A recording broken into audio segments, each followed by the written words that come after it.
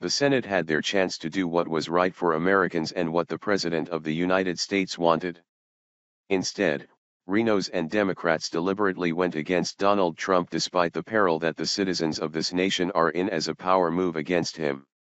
Now, for a second time in 24 hours, Trump just pulled the ultimate power play and made a second surprise move overnight that has sent liberals into a complete panic. The American people have been forced to pay for Obamacare and punished for it if they don't or can't participate. That's not acceptable to our president, who is for the people and not special interest groups. The government should have never gotten involved in an industry that's part of a free market, and getting it back to what it should have always been is going to take something major.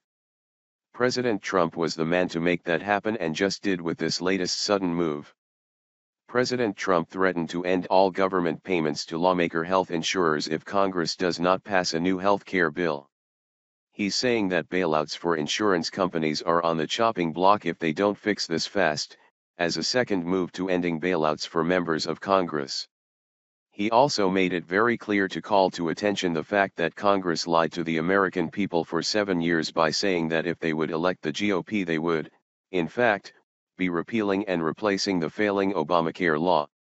This tweet came a day after Senate Republicans, led by Arizona Senator and our favorite traitor, John McCain, failed to get the 51 votes which would have been enough to at least repeal parts of the Affordable Care Act. President Barack Obama's signature health care bill, commonly known as Obamacare, is about to implode with this second huge move Trump said he'll take in stopping the bailouts. The risk of not repealing Obamacare is that it would lead to the enactment of a single-payer European model of insurance. Everyone's health care is then subject to what the government feels is sufficient, except lawmakers, of course. The White House press release on the matter said, Obamacare failure is on the Democrats. Premium and deductible costs are rising and choice and competition are decreasing. As of now, over 1,200 counties will have only one insurance provider available on the individual market next year, and 35,000 individuals will live in counties with no options available at all.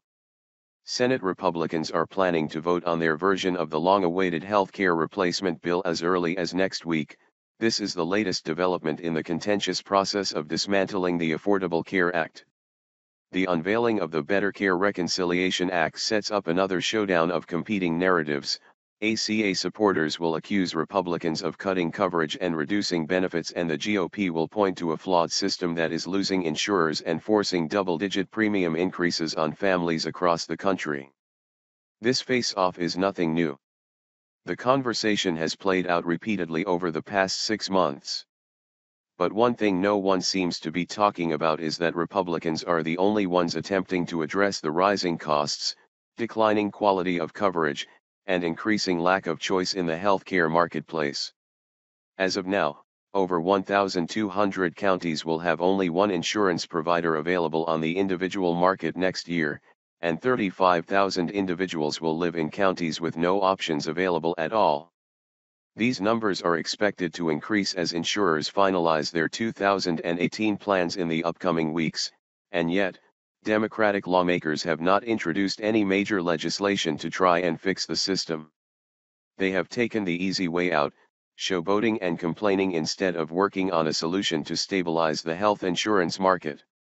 The Democrats' refusal to change current law most likely stems from an unwillingness to admit that the ACA has not lived up to its promises. Conservatives predicted 8 years ago that a government-heavy healthcare system would lead to decreased competition and increased costs. Democrats should not let embarrassment that those predictions came true prevent real solutions and lasting reform. To anyone who has ever wondered what we patriotic red-blooded Americans saw in Donald Trump, need to look no further. He isn't in it for what he said he was at the start: the common man and the American people who trust in him for real change. Today he has done what all of us have been saying since day one. If Obamacare is so great, then why did the ones voting on it exempt themselves from it?